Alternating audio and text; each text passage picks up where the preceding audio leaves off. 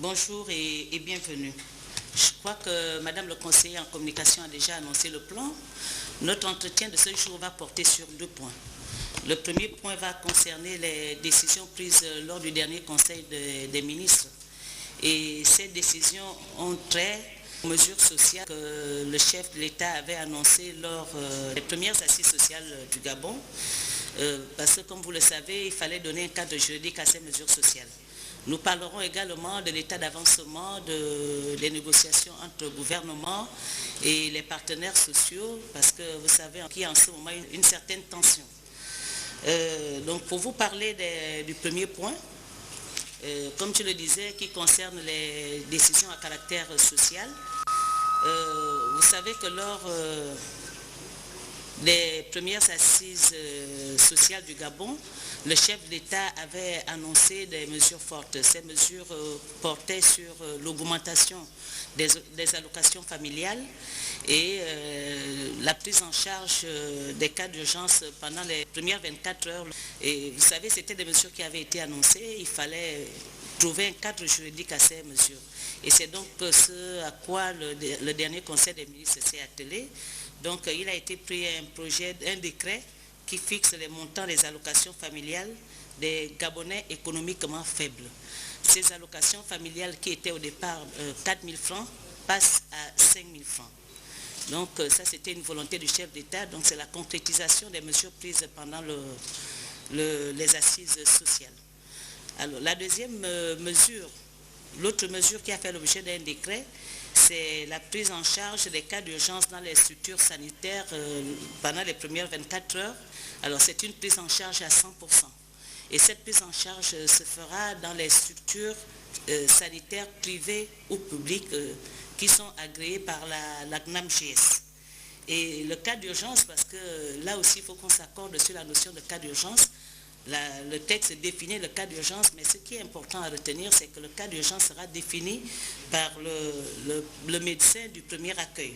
Et l'autre point important est qu'on avait annoncé 24 heures, mais aujourd'hui le texte prévoit que si la mise en observation doit dépasser 24 heures, parce que 24 heures ça fait court, la prise en charge va aller jusqu'à 72 heures, ça veut dire 3 jours.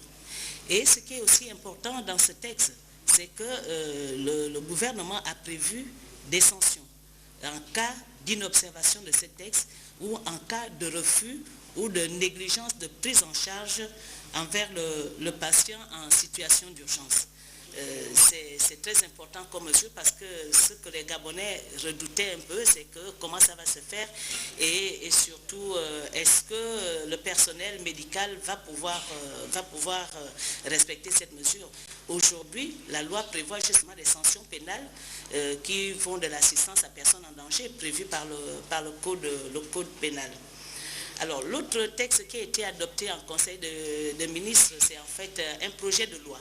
C'est un projet de loi et comme vous le savez, le projet de loi fera d'abord l'objet d'un examen par le Parlement.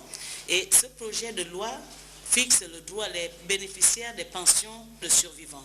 En fait, l'innovation de ce texte, c'est qu'aujourd'hui, le texte vient corriger une injustice qui était faite aux veuves salariées. Parce que l'article 79 du Code de la sécurité sociale actuel exclut la veuve salariée du bénéfice de la pension de conjoint survivant. Parce que le texte dit exactement que seule bénéficie de cette pension la veuve non salariée. Donc, ce qui fait que automatiquement la veuve salariée était exclue. Et aujourd'hui, l'innovation et l'apport, l'ajout, la plus-value de ce texte, c'est que ça vient corriger cette injustice qui était faite à la veuve salariée. Voilà en gros les textes qui ont été pris lors du dernier Conseil des ministres. Évidemment, il y a eu des textes sur la caisse de dépôt de conciliation, mais ce que nous voulons porter à votre connaissance, c'est notamment les textes à caractère social, parce que c'est ça la bagarre en ce moment du chef de l'État qui s'est résolument engagé dans la lutte contre les inégalités et dans la lutte contre la pauvreté. Et ces 3 textes, justement, procèdent de cette volonté du chef d'État à œuvrer contre la pauvreté. Alors, le deuxième point, comme je vous l'annonçais tout à l'heure, porte sur l'état d'avancement des négociations entre le gouvernement et les partenaires sociaux. En ce moment, nous observons une certaine tension et je crois que le reproche qui est toujours fait au gouvernement, c'est le fait de garder silence sur certaines réalisations. Et nous allons justement parler de l'état d'avancement, des négociations qui se déroulent depuis quelques années entre le gouvernement et les partenaires sociaux. Pour vous indiquer que ces négociations avaient commencé par l'ancien Premier ministre, M. Ndongsima, et dans le programme d'activité qui avait établi de commun accord entre le gouvernement et les partenaires sociaux, 4 points avaient été arrêtés. C'est en fait un programme d'activité qui portait sur 4 points. Il avait été convenu entre les partis, donc partenaires sociaux et gouvernement, qu'ils allaient d'abord parler de la régularisation des situations administratives. Le débat devait ensuite porter sur les départs volontaires. Ensuite, ils allaient parler de paiement des rappels avant d'aborder le point sur la revalorisation du SMIC et du point d'indice. Alors, on en est où aujourd'hui? Sur la régularisation des situations administratives, le gouvernement en 2011 a engagé un vaste programme de régularisation des situations administratives. En fait, l'opération a pris fin en 2012. Alors, qu'est-ce que cette opération a donné? Je vous donne des chiffres. En matière d'intégration et d'engagement, il a été géré 12 220 dossiers. En matière de titularisation, confirmation et avancement, il a été traité 31 063 dossiers, ce qui fait un total de 46 929 situations administratives gérées entre 2011 et 2012. Alors, dès le 1er janvier 2013, le gouvernement a initié l'informatisation de la procédure d'avancement automatique et un guichet unique a été ouvert. Et dans ce guichet unique, il a été traité 33 951 situations administratives, toutes administrations confondues. 33 951 dossiers. Et pour l'année 2014, le processus se poursuit. Et on est en train de régulariser en ce moment 21 400 situations. Alors, il faut dire sur ce point que la régularisation des situations administratives, c'est une activité permanente. Parce qu'il y a des départs à la retraite, il y a des arrivées, des nouvelles intégrations, il y a des titularisations. Donc, il y a des personnes qui étaient en position de détachement qui reviennent. En fait, c'est une opération qui ne peut pas s'arrêter. Et c'est ça aussi le rôle de la fonction publique. C'est-à-dire gérer les situations administratives tout le temps en permanence. L'année prochaine, en 2015, vous aurez un nombre important. En fait, c'est une opération permanente du ministère de la fonction publique. Alors, le deuxième point qui avait été arrêté, c'était celui du paiement des rappels. De commun accord, ils avaient arrêté un système de paiement de rappels. Et les rappels 2013 avaient été payés à hauteur de 112 milliards 500 millions de francs. Les rappels pour l'année 2013, 112 milliards 500 millions de francs. Alors, quelle était la répartition de cette somme? En fait, le budget de l'État, le budget 2013 de l'État gabonais a supporté 45 milliards sur ce montant de 112 milliards. Et les 67 milliards 500 millions de francs en plus avaient été acquittés par l'association professionnelle des établissements de crédit, APEC. Et le nombre de rappels payés était de 65 731. C'est le nombre de cas de rappel. Qu'est-ce qu'on appelle les cas de rappel? Vous savez qu'un fonctionnaire peut avoir 2, 3, 4 rappels. Donc, le nombre de cas de rappel, de situations de rappel traitées était de 65 731 pour 47 602 bénéficiaires. Donc, ces bénéficiaires étaient aussi bien les civils que les agents de forces de défense et de sécurité. Alors, pour l'année 2014, Et comme je le disais, c'est un peu la même situation que pour la régularisation des situations administratives. C'est un processus qui va se poursuivre tout le temps parce qu'il y a les rappels, il y en aura toujours. Mais pour l'année 2014, le gouvernement a déjà anticipé. Parce que pour l'année 2014, il a été recensé 13 584 cas de rappels. Et pour un coût de 25 milliards 300 millions de francs CFA. C'est ça les rappels recensés pour 2014. Mais cependant, le gouvernement a provisionné une enveloppe de 40 milliards parce qu'on se dit ces situations-là, il doit avoir des oublis. Donc c'est pour essayer de faire une provision de 40 milliards qui a été, mais ce qui a été recensé jusque-là, s'élève à 25 milliards 300 millions de francs, mais le gouvernement a mis de côté une enveloppe de 40 milliards de francs pour gérer les rappels de 2014. Là également, il faut dire que rappel zéro est impossible dans l'administration. On ne peut pas parvenir à une situation de rappel zéro. Pourquoi? Parce que vous savez qu'il y a des fonctionnaires qui sont en position de détachement qui reviennent. Il y a des nouvelles intégrations. Il y a ceux qui sont titularisés. Il y a ceux qui bénéficient des avancements. Donc forcément, les rappels, il y en aura toujours, mais le gouvernement s'engage à essayer de les apurer au fur et à mesure et en fonction du budget. Voilà pour ce qui concerne les rappels. Je viens de vous parler des situations administratives arrêtées de commun accord entre gouvernement et partenaires sociaux. Je vous ai parlé des rappels. Nous avons aussi dans ce chronogramme d'activité qui avait été arrêté, il avait été prévu les problèmes de bancarisation et d'enrôlement. Bancarisation des agents de la main-d'œuvre non permanente et les problèmes d'enrôlement. Alors, l'enrôlement au trésor public de la main-d'œuvre non permanente elle est aujourd'hui effective. Mais il faut retenir que cet enrôlement ne peut concerner que les agents de la main-d'œuvre non permanente qui sont à Libreville. Parce que l'enrôlement se fait par les services du Trésor. Et vous savez que la conséquence de l'enrôlement, c'est qu'ensuite on donne une carte aux bénéficiaires pour pouvoir aller au guichet automatique se faire payer.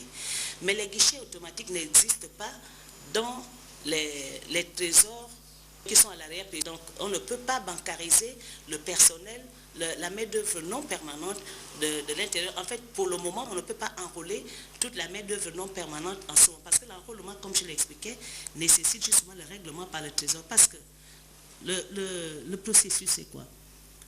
Le personnel de la main-d'œuvre non permanente était payé dans les ministères sectoriels. Donc c'est une enveloppe qui est dégagée dans les ministères sectoriels et c'est au sein des ministères que les responsables financiers payaient la main-d'œuvre non permanente. Et donc quand on parle d'enrôlement, en fait c'était tout simplement pour sortir cette gestion des départements ministériels et laisser la charge au trésor public. Voilà en fait l'enrôlement de la main-d'œuvre non permanente. L'enrôlement de la main-d'œuvre non permanente. Et cet enrôlement, comme je le disais, c'est au niveau du trésor. Et pour me répéter, c'est une opération qui est effective au niveau de Libreville, mais pour ce qui concerne l'intérieur, compte tenu du fait qu'il n'y a pas de guichet dans les zones éloignées des centres urbains, on ne peut pas enrôler tous les agents de la main-d'œuvre non permanente pour le moment. Cela va suivre l'évolution des services des concentrés du Trésor. Alors, la bancarisation. La bancarisation, comme vous le savez, concerne beaucoup plus les fonctionnaires et les agents contractuels de l'État. Mais cette bancarisation, elle est presque effective pour la plupart des agents. Je crois que dans la salle, il y a beaucoup de fonctionnaires. Les salaires passent par la banque. La bancarisation des agents est presque effective parce que c'est depuis le recrutement que chacun essaie d'ouvrir son compte bancaire. Bon, mais seulement, vous avez vu dans la presse depuis 2 ou 3 jours, le ministère du budget fait passer un communiqué demandant à tous les fonctionnaires et contractuels, aux agents publics non encore titulaires d'un compte bancaire, d'aller vers les banques sans faire ouvrir justement. Parce que Et il a été donné un délai qui s'arrête en fait jusqu'au 15 juillet, parce qu'à partir du 25 août 2014, le paiement se fera exclusivement, c'est le terme utilisé, exclusivement via les banques.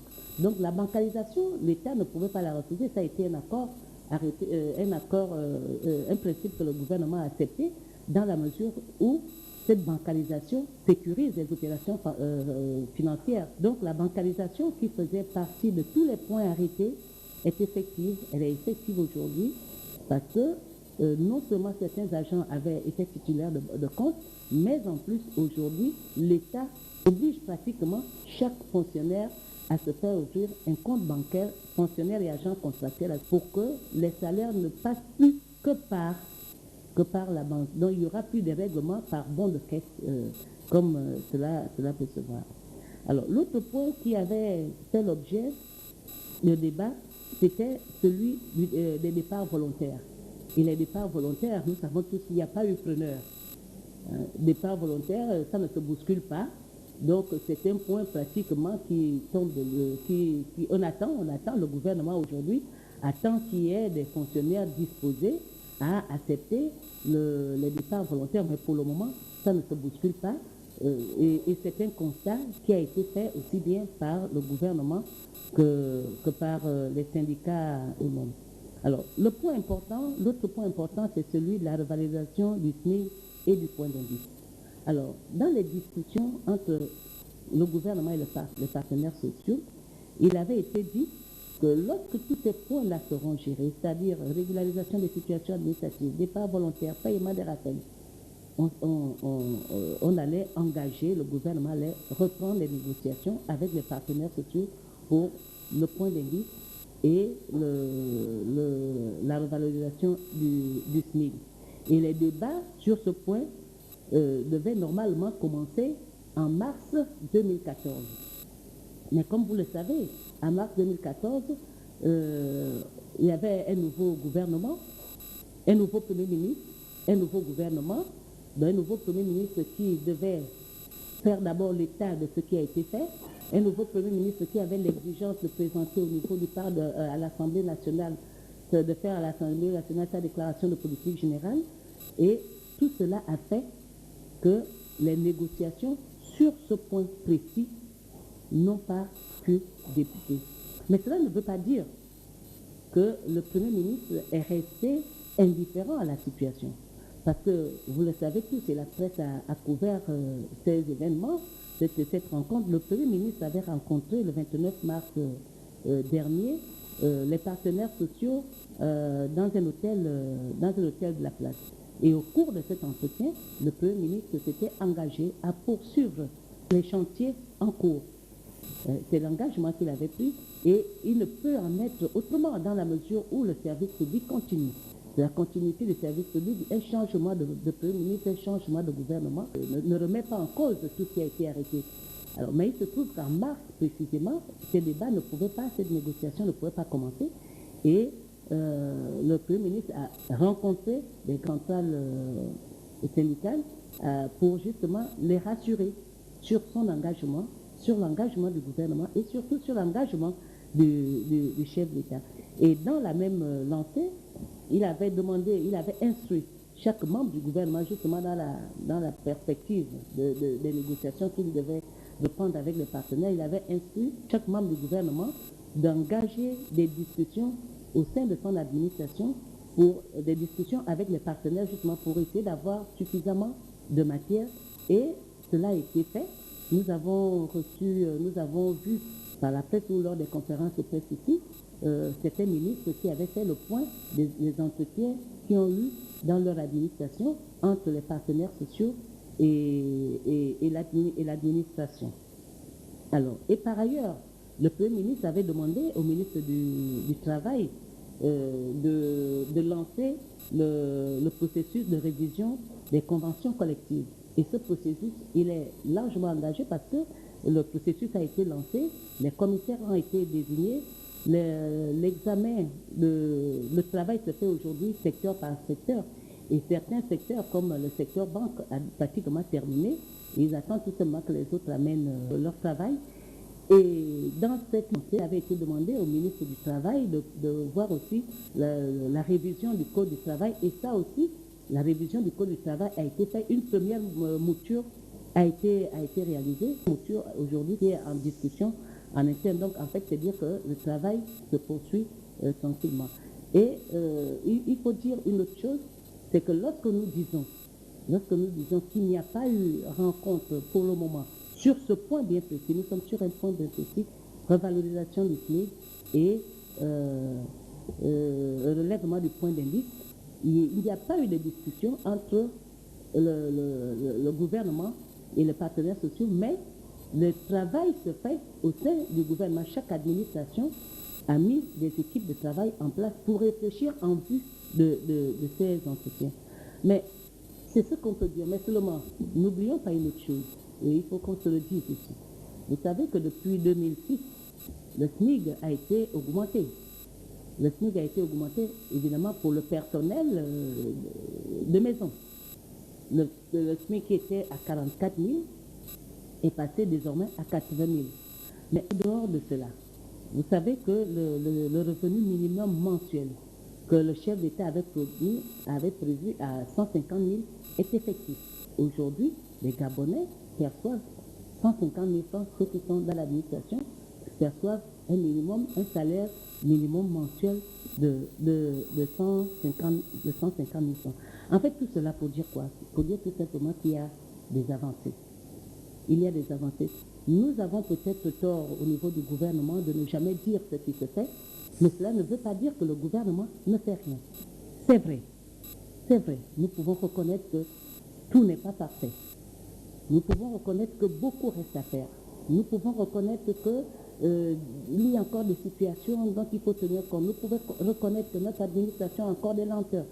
Mais tout en reconnaissant tout cela, nous pouvons avoir l'honnêteté de reconnaître que des choses se font, que des choses sont en marche, mais que nous devons tout simplement, chacun de nous doit pouvoir s'impliquer dans ce qui se fait. Et moi personnellement, et je crois que le gouvernement, nous nous étonnons un peu de ce que certains déposent les préavis de grève par-ci, en évoquant ces points que je viens de retenir, que je viens de vous exposer. Dans certains préavis de grève, on vous parle de situation administrative, mais la machine ne s'est pas arrêtée, les situations administratives se poursuivent.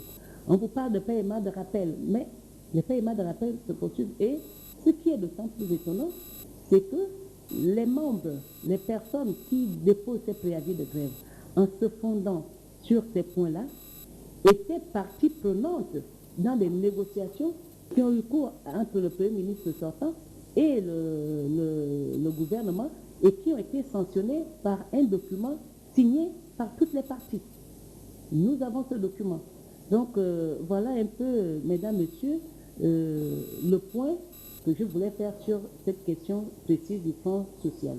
Maintenant, pour les informations un peu complémentaires, comme le disait Madame le conseiller en communication, vous le rappelez, vous l'indiquez dans son plan tout à l'heure. Alors, nous avons, il circule à Libreville depuis 2 jours de nouveaux bus. Vous savez que la société Sogratra, dans le cadre du transport et dans le cadre justement de cette réduction, de cette volonté de soulager les Gabonais du chef de l'État, il avait été acheté de nouveaux bus.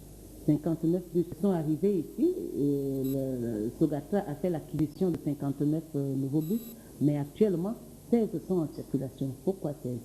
16 tout simplement parce que il a fallu donner une formation aux chauffeurs de bus, parce que conduire un bus, c'est aussi une formation qu'on doit avoir. Ça ne se fait pas à se lève pas un matin et on s'improvise conducteur de bus.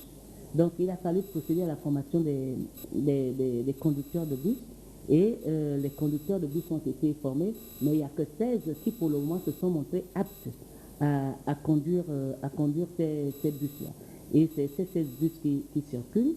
Et vous l'avez vu dans la presse certainement ce matin, l'itinéraire qui est retenu pour le moment, c'est Sainte-Marie-Bikélé.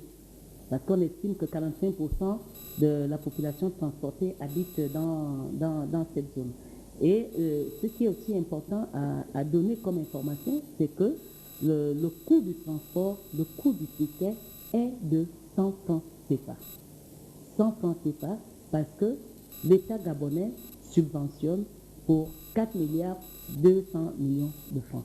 Donc le transport, le coût du ticket se fera à 100 francs CFA parce que l'État gabonais met 4 milliards 200 millions de francs pour ça. Voilà, mesdames, messieurs, je suis à votre disposition. Je crois vous avoir fait le point. Et je vous remercie pour votre attention et je suis à votre disposition pour les questions. Je vais démarrer une grève de tous les fonctionnaires. Vous qui gérez l'administration, cette grève est-elle suivie ou pas? Je crois que l'administration travaille ce matin. Je ne sais pas si cette grève est suivie, mais ce n'est pas moi ce qui m'intéresse, moi. Ce qui m'intéresse, que je peux vous donner comme information, et je l'ai dit tout à l'heure en filigrane, c'est que le groupement qui a fait le préavis de grève comprend un certain nombre de syndicats qui, soi-disant, étaient déjà en grève. En fait, là aussi, il faut qu'on comprenne, qu'on regarde certaines incohérences. Le gouvernement, le Premier ministre, a reçu un préavis de grève d'un mouvement, un regroupement de syndicats. Mais à l'intérieur de ce regroupement, il y a au moins 2 syndicats qui sont déjà en grève.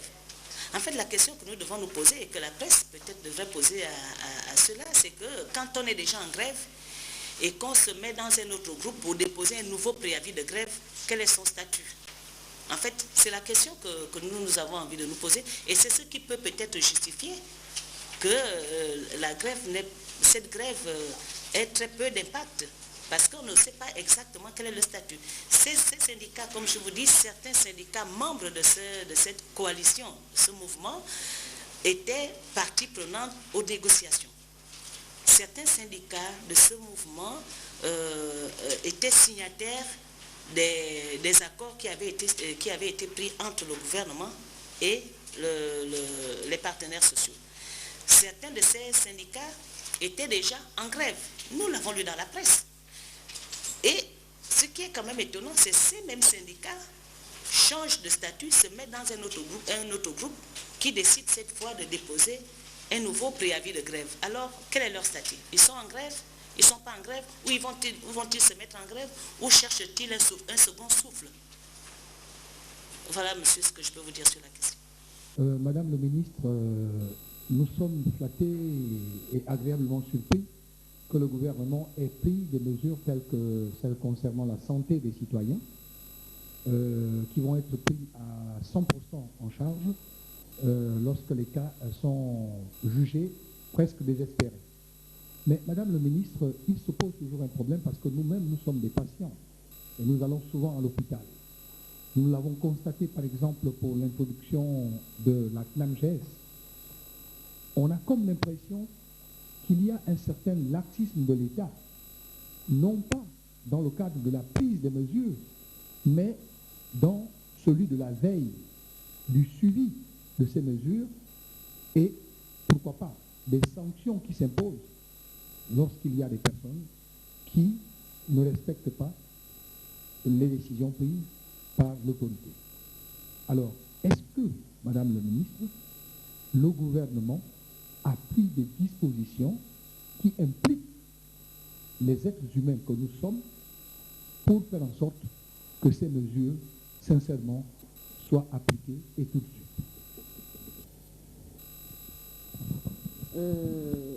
Je crois qu'Afrique numéro 1 ne peut pas être surpris des mesures sociales prises par le président de la République.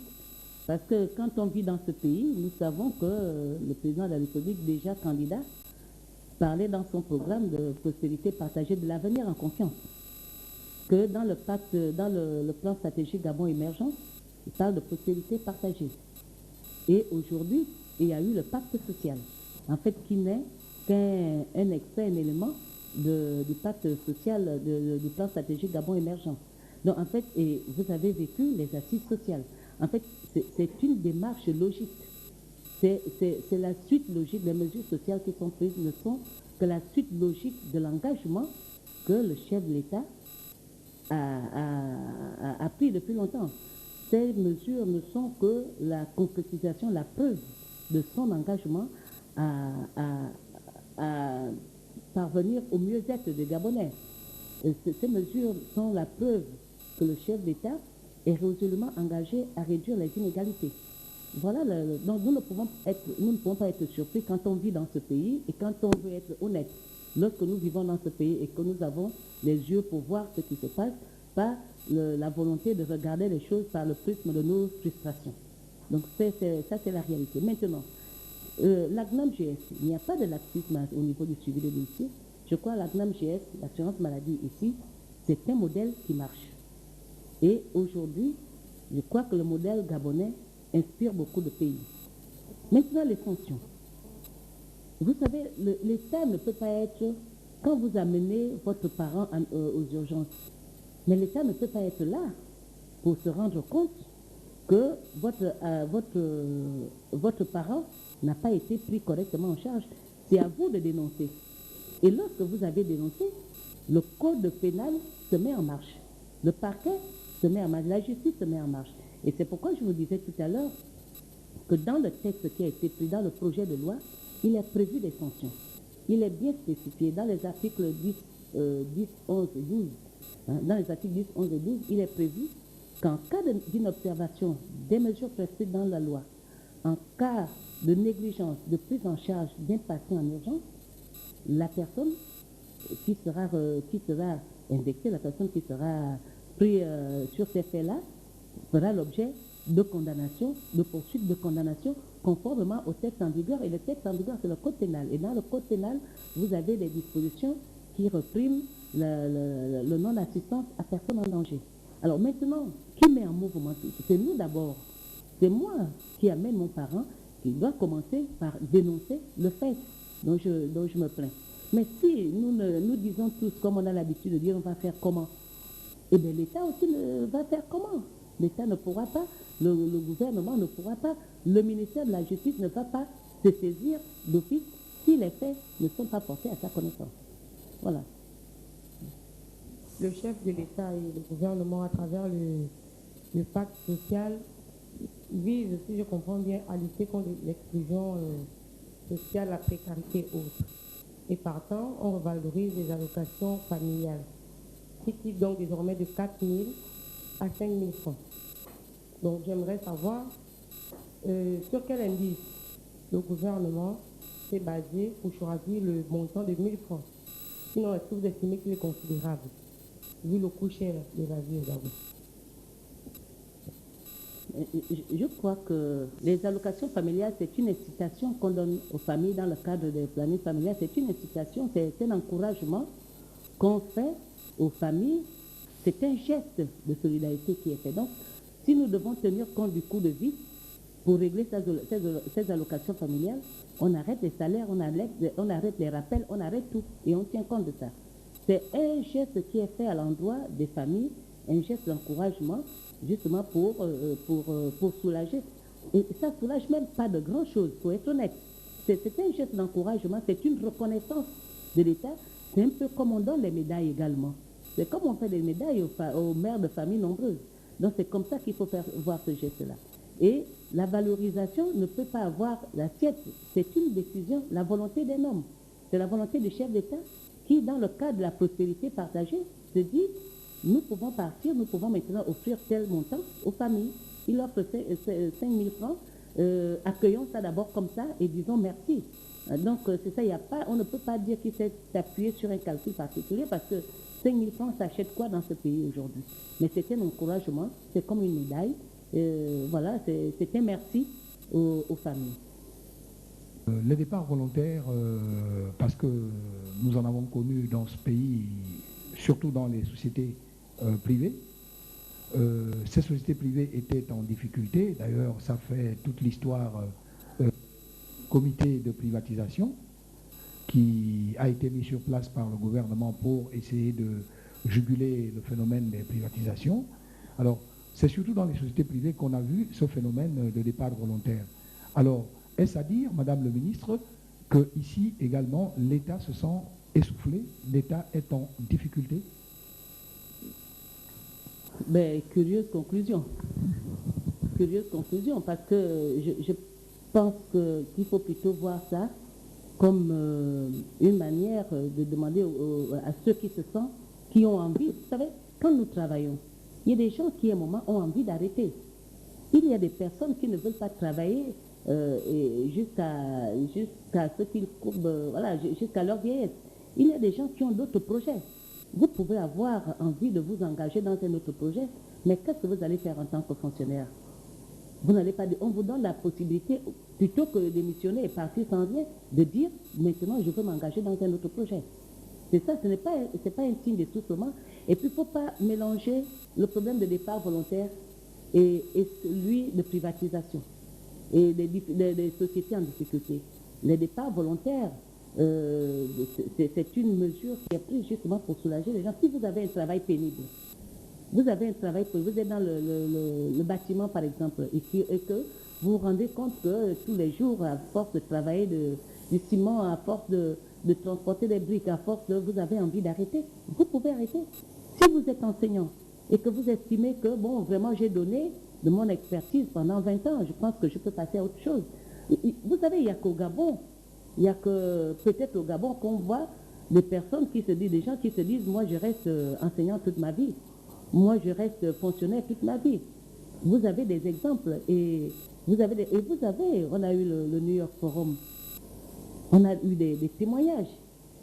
Des gens qui, à un moment de leur vie, décident de prendre une autre orientation, décident de changer de voie.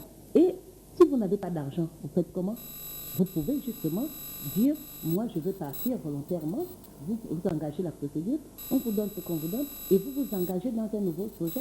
C'est une renaissance. Cette ouverture donne la possibilité aux gens de refaire une vie, de se reconvertir, de s'engager dans d'autres projets. Moi, je voulais savoir pourquoi vraiment ça n'a pas marché. Est-ce que ce sont les avantages qui sont proposés à ces candidats au départ qui ne sont pas attractifs, ou il y a eu un déficit de communication? C'est ma première question. Et j'avais eu une autre question. Le communiqué du ministère du Budget qui invite toutes les personnes, tous les fonctionnaires payés par le Trésor public d'ouvrir des comptes bancaires au plus tard le 15 juillet et qui seront payés à partir du 25 août dans ces comptes. Est-ce que ça veut dire que après le 15 juillet, leurs cartes du Trésor seront désactivées, qui ne pourront plus accéder à leur salaire à partir du Trésor? Et une précision, il y en a qui disent qu'en réalité, ce sont les banques qui ont mis ce stratagème en place pour augmenter leur marge, parce que beaucoup, notamment les corps habillés, étaient dans les banques, ils ont fermé les comptes parce qu'ils ne supportaient pas les retenues, les agios et autres. Bien sûr, les départs volontaires, c'est pas parce que c'est pas attractif qu'il n'y a pas eu preneur. Je pense qu'il faut trouver des explications ailleurs. C'est comme je le disais, nous aimons des situations faciles. Parce qu'on a vu, la communication elle s'est faite. Il y a eu une communication forte dessus. Le ministre du budget de l'époque avait fait des communications, il y a eu des témoignages, il y a eu des exposés. En fait, la communication a été suffisamment faite dessus. Et je pense que tout simplement parce que nous aimons les situations de sécurité, parce que là aussi c'est un risque, hein, c'est un risque qu'il faut courir. Lorsque vous décidez d'un départ volontaire, vous prenez vos fonds, vous partez, mais il y a d'autres risques derrière. On a vu aussi ces exemples-là, ces personnes qui ont pris leurs moyens, leur argent, et qui sont partis dans le privé, comme il le disait tout à l'heure, et qui après se sont retrouvés sans moyens. Il se pose un problème de gestion. Est-ce que ces personnes étaient réellement préparées au départ? Est-ce que ces personnes avaient vraiment préparé la nouvelle activité? Donc ça peut expliquer tout cela. Peut-être que pour le moment, il n'y a pas de preneur, mais nous ne disons pas que ce sera la situation perpétuelle, permanente. Il y aura peut-être certains se préparent à venir. Il faut d'abord bien mûrir son projet avant de s'y lancer. Sinon, on va à l'aventure. Alors maintenant, sur les banques, monsieur Ngoma, moi je ne veux pas parler de la rumeur. Je ne vais pas parler de la rumeur. Ce que vous me dites rentre dans le cadre de la rumeur, mais ce que je veux vous dire, c'est que le communiqué, justement, demande aux agents d'ouvrir les comptes pour sécuriser les opérations financières. Je crois qu'il vous arrive d'être devant les trésors quand arrivent les fins du mois. C'est une longue queue. Mais si votre salaire peut passer directement en banque, je pense que c'est plus facile. Maintenant, la rumeur, je ne peux pas la gérer, je ne peux pas me prononcer sur la rumeur. Nous allons un peu évoquer le cas Sogatra avec les nouveaux bus que nous accueillons d'ailleurs à cœur joie. Mais Madame le ministre, ces bus-là, c'est vrai que pour l'instant, il n'y a qu'une seule ligne qu'ils desservent, comme vous l'avez si bien souligné, mais ils seront à l'avenir appelés à desservir des zones un peu plus éloignées du centre-ville. Or, nous savons, la ville de Libreville,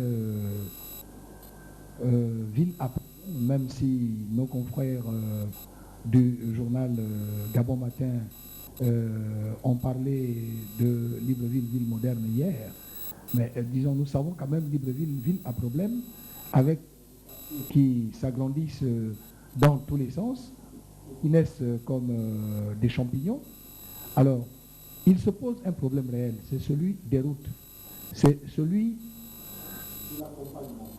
Alors, Madame le ministre, est-ce que le gouvernement a associé ces problèmes cruciaux que sont par exemple les routes à ceux du développement du transport urbain?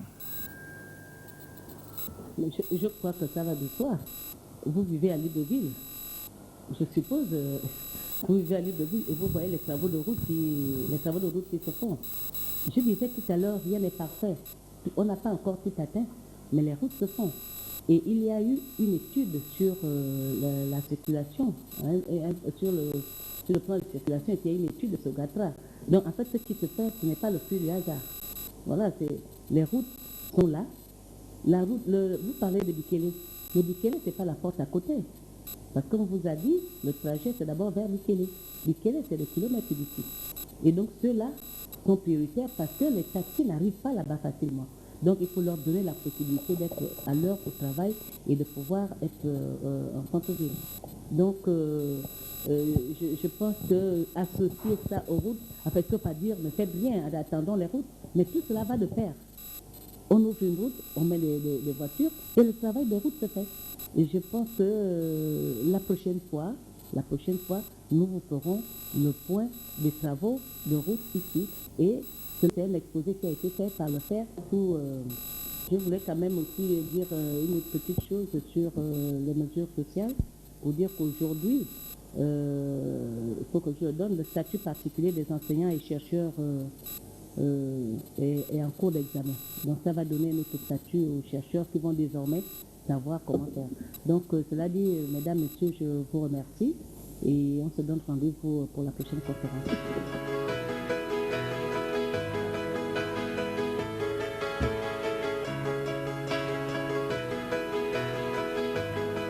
This is Mr.